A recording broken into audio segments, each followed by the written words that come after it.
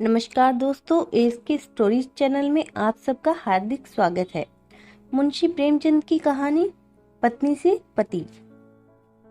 Mister सेठ को सभी हिंदुस्तानी चीजों से नफरत थी और उनकी सुंदरी पत्नी गोदावरी को सभी विदेशी चीजों से चिढ़।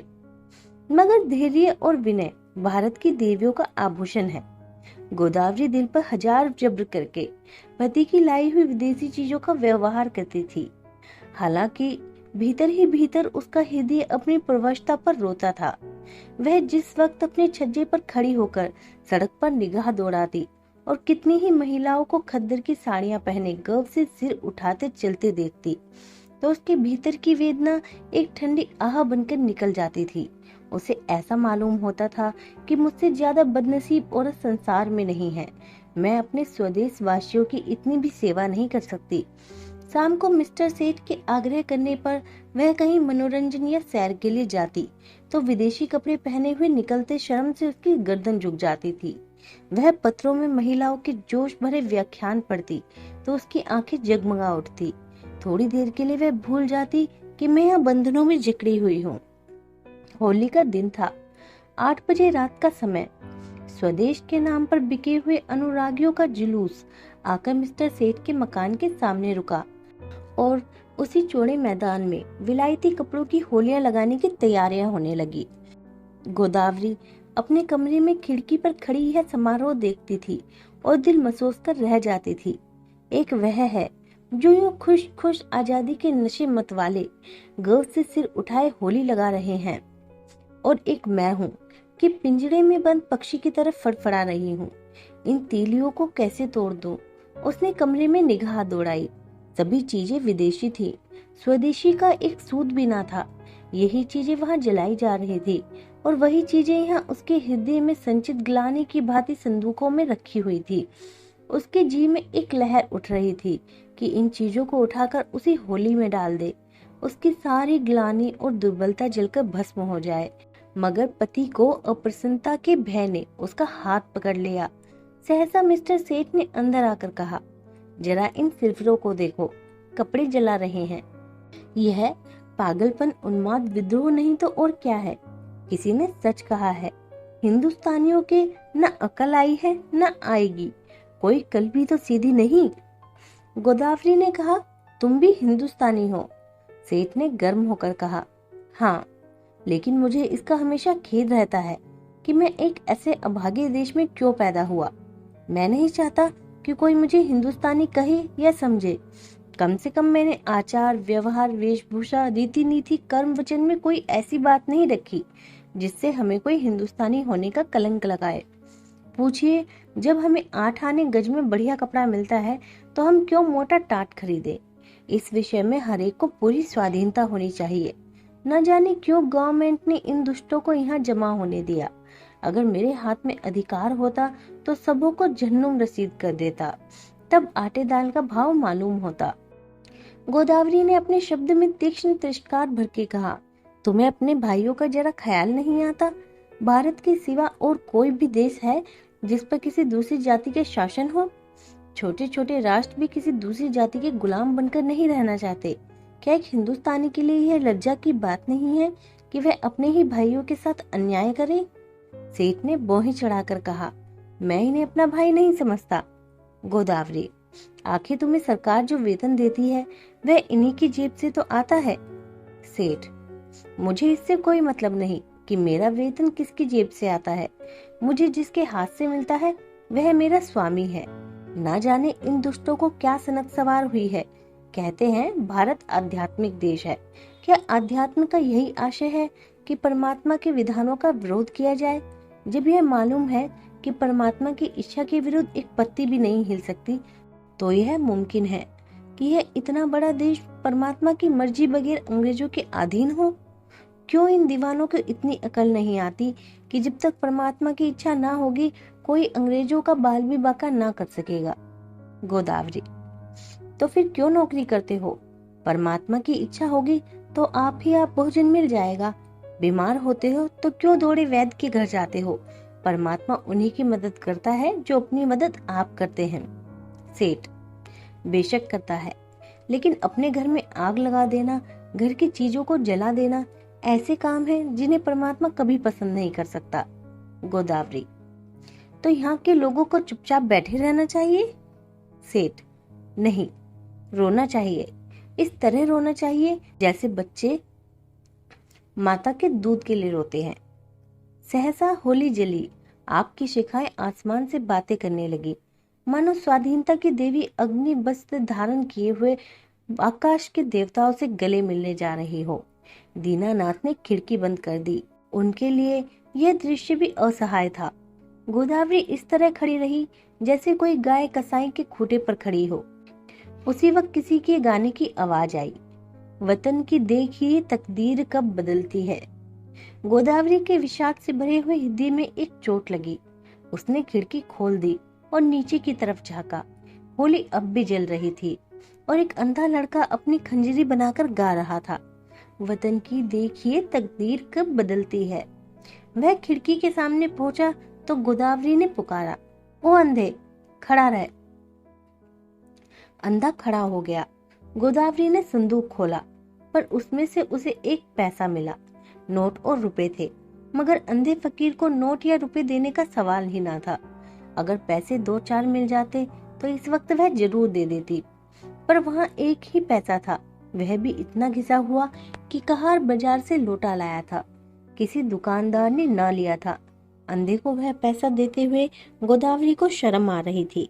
वह जरा देर तक पैसे को हाथ में ले संशय में खड़ी रही, तब अंधे को बुलाया और पैसा दे दिया। अंधे ने कहा, माताजी, कुछ खाने को दे दीजिए, आज दिन भर से कुछ नहीं खाया। गोदावरी: दिन भर मांगता है तब भी तुझे खाने को नहीं मिलता? अंधा: क्या करूं माता, कोई खाने को नहीं देता। गोदावरी: इस पैसे का चयना लेकर खा ले। अंधा: खा लूंगा माताजी, भगवान आपको खुशी रखे, अब यहीं सोता हूँ।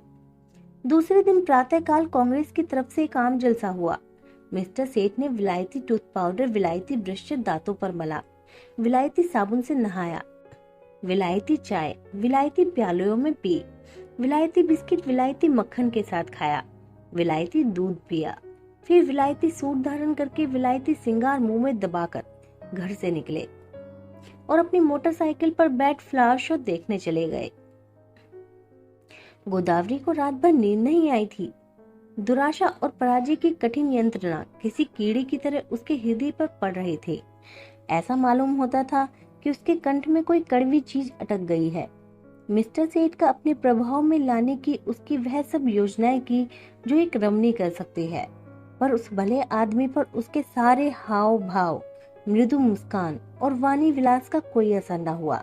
खुद तो स्वदेशी वस्त्रों के व्यवहार करने पर क्या राजी होते, गोदावरी के लिए एक खद्दर की साड़ी लाने पर भी सहमत ना हुए। यहाँ तक कि गोदावरी ने उनसे कभी कोई चीज मांगने की कसम खा ली। क्रोध और ग्लानि ने उसकी सद्भावना को इस तरह विकृत कर दिया जैसे कोई मैली वस्तु निर्मल जल को दूषित कर देती है। उसने सोचा, जब यह मेरी इतनी सी बात नहीं मान सकते, तब फिर मैं क्या इनके इशारों पर चलूं? क्यों इनकी इच्छाओं की लोनी बनी रहूं? मैंने इनके हाथ कुछ अपनी आत्मा नहीं बेची है। अगर आज ये चोरी या गबन करें तो क्या मैं सजा पाऊंगी? उसी सजा ये खुद झेलेंगे। उसका अपराध इनके ऊपर होगा।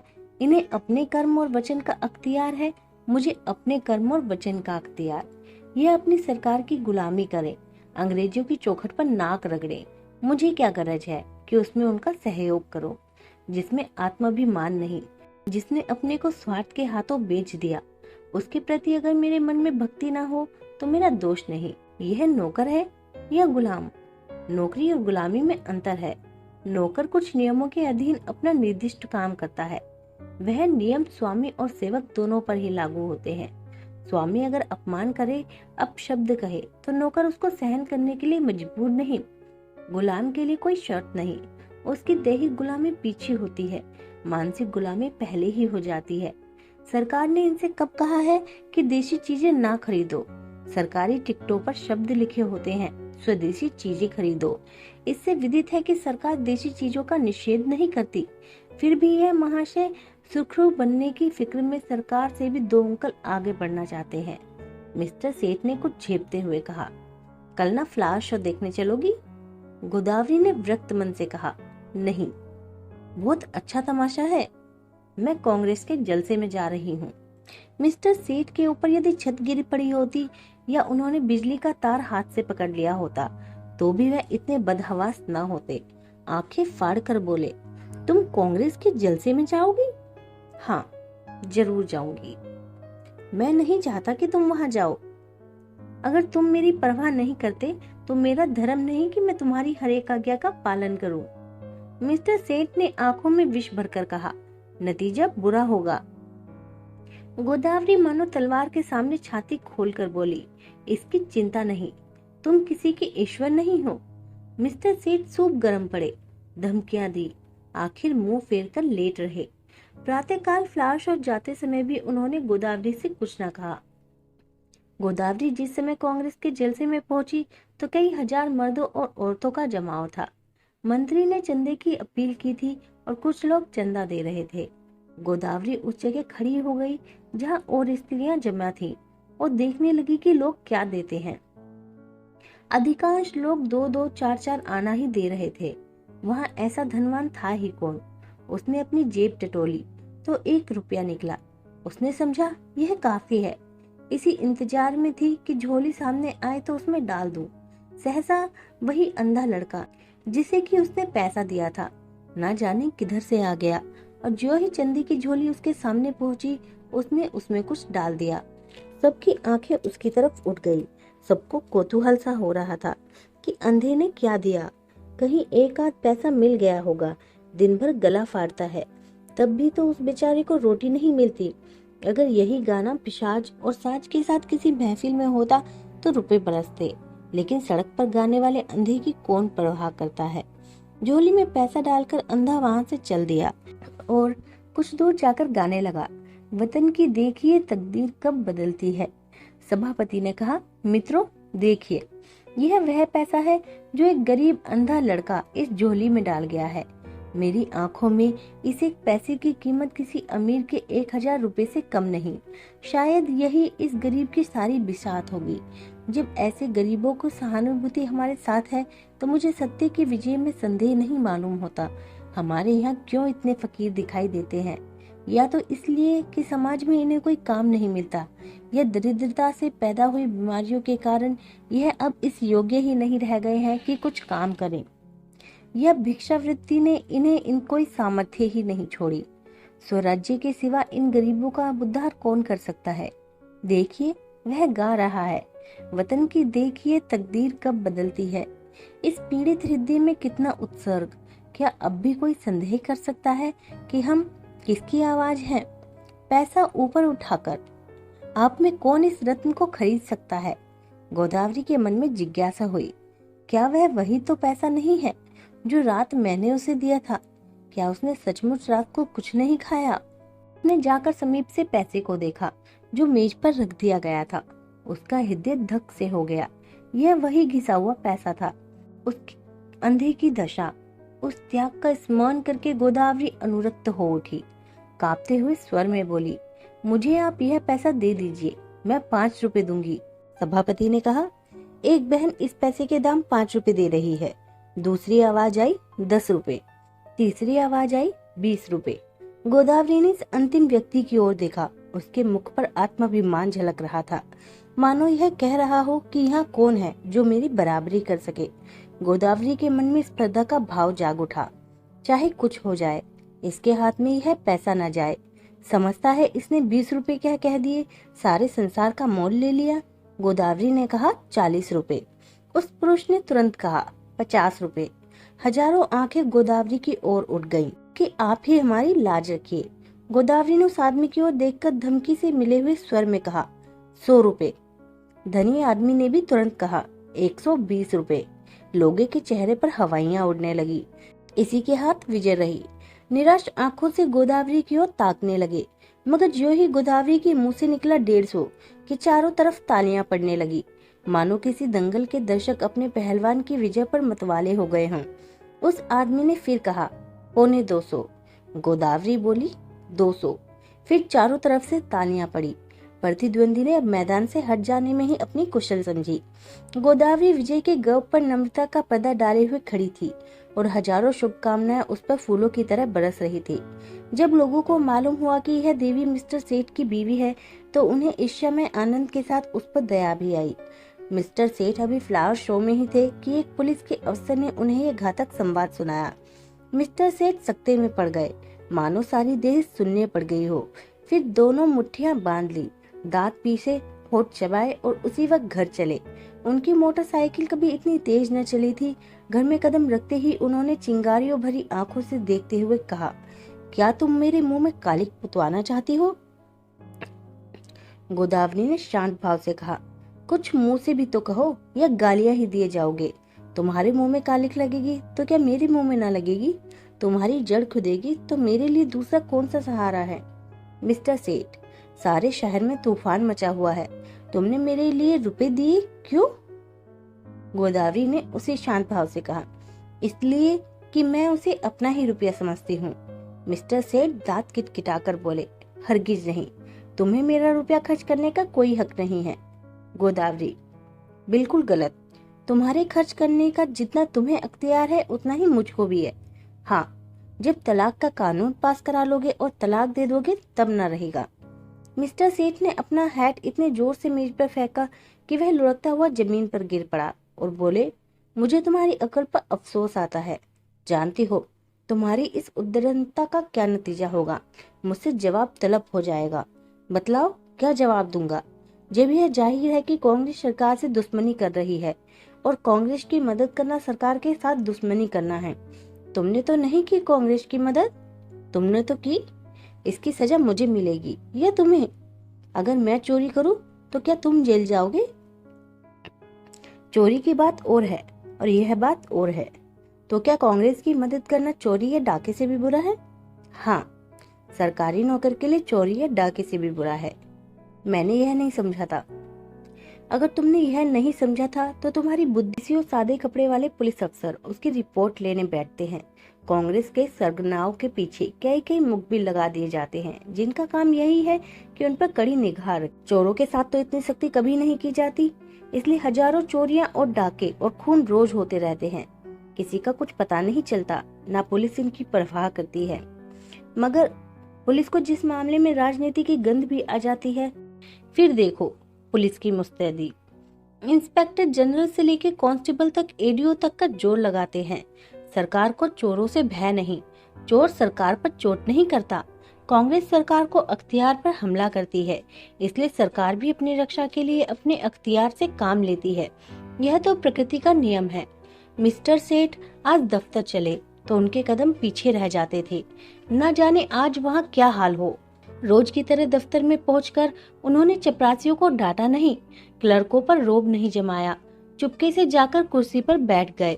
ऐसा मालूम होता था कोई तलवार सिर पर लटक रही है। साहब की मोटर की आवाज सुनते ही उनके प्राण सूख गए। रोज वह अपने कमरे में बैठ रहते थे। जब साहब आकर बैठ जाते थे तब आध घंटे बाद मिसले लेकर पहुंचते थे। आज वह बरामदे में खड़े थे। साहब उतरे तो झुककर उन्होंने सलाम किया, मगर साहब ने मुंह फेर लिया। लेकिन वह हिम्मत नहीं हारे, आगे बढ़कर पर्दा हटा दिया। साहब कमरे में गए तो सेठ साहब ने पंखा खोल दिया, मगर जान सूखी जाती थी कि देखें कब सिर पर तलवार गिरती है। साहब जो ही कुर्सी पर बैठे, सेठ ने लपक कर सिगार केस और दिया सलाई मेज पर रख दी। एकाएक ऐसा मालूम हुआ मानो आसमान फट गया हो। साहब गरज रहे थे, तुम दगाबाज आदमी हो। सेठ ने इस तरह साहब की तरफ देखा जैसे उनका मतलब नहीं समझे। साहब ने फिर गरज कर कहा, तुम दगाबाज आदमी हो। मिस्टर सेठ का खून गर्म हो उठा। बोले, मेरे तो ख्याल है कि मुझसे बड़ा राजभक्त इस देश में न होगा। साहब, तुम नमक हराम आदमी हैं। मिस्टर सेठ के चेहरे पर खुर्सी आई। आप व्यर्थ ही अपनी जबान खराब कर रहे हैं। साहब, तुम शैतान आदमी है। मिस्टर सेठ की आंखों में सुर्खी आई। आप मेरी बेइज्जती कर रहे हैं। ऐसी बातें सुनने की मुझे आदत नहीं है। साहब, चुप रहो यू ब्लडी। तुमको सरकार 500 रुपए इसलिए नहीं देता कि तुम अपनी वाइफ के हाथ से कांग्रेस का चंदा दिलवाए। तुमको इसलिए सरकार रुपया नहीं देता। मिस्टर सेठ को अपनी सफाई देने का अवसर मिला। बोले, मैं आपको विश्वास दिलाता हूँ कि मेरी वाइफ ने सरकार मर्जी के खिलाफ रुपए दिए हैं। मैं तो उस वक्त फ्लावर शो देखने गया था जहाँ मिस फ्रॉक का गुलदस्ता 5 रुपए में लिया। वहां से लौटा तो मुझे यह खबर मिली। साहब, ओ, तुम हमको बेवकूफ बनाता है। यह बात अग्निशिला की भांति जो ही साहब के मस्तिष्क में घुसी, उनके मिजाज का पारा उबाल के दर्जे तक पहुंच गया। किसी हिंदुस्तानी की इतनी मजाल कि उन्हें बेवकूफ बनाए।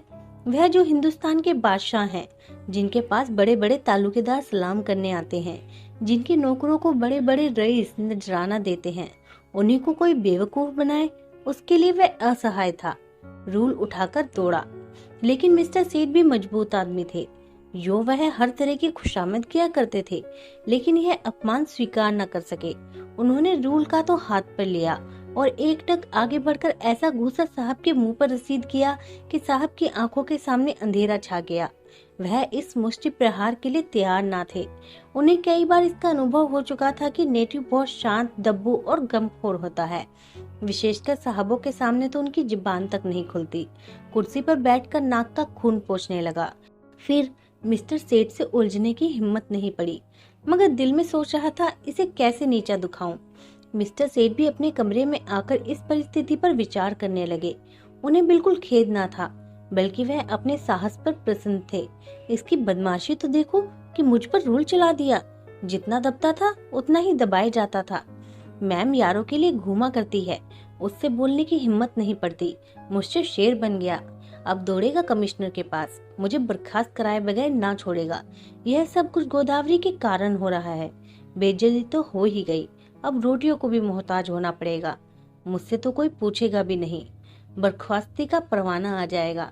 अपील कहाँ होगी? सेक्रेटरी है हिंदुस्तानी, मगर अंग्रेजों से भी ज्यादा अंग्रेज। होम मेंबर भी हिंदुस्तानी, मगर अंग्रेजों के गुलाम। गोदावरी के चंदे का हाल सुनते ही उन्हें जूड़ी चढ़ाएगी। न्याय से किसी से आशा नहीं, अब यहाँ से निकल जाने में ही कुशल है। उन्होंने तुरंत एक इस्तीफा लिखा और साहब के पास भेज दिया। साहब ने उस पर लिख दिया, बर्खास्त। दोपहर को जब मिस्टर सेठ मुंह लटकाए हुए घर पहुंचे तो गोदावरी ने पूछा, आज जल्दी कैसे आ गए? मिस्टर सेठ दहकती हुई आंखों से देखकर बोले, जिस बात पर लगी थी वह हो गई, अब रो, सिर पर हाथ रख के। गोदावरी, बात क्या हुई? कुछ कहो भी तो। सेठ, बात क्या हुई? उसने आंखें दिखाई। मैंने चाटा जमाया और इस्तीफा देकर चला आया। गोदावरी, इस्तीफा देने की क्या जल्दी थी? सेठ, और क्या सिर के बाल नोचवा था? तुम्हारा यही हाल है तो आज नहीं कल अलग होना ही पड़ता।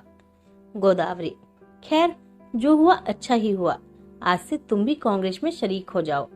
सेठ ने होंठ चबाकर कहा, लजाओगी तो नहीं? ऊपर से घाव पर नमक छिड़कती हो।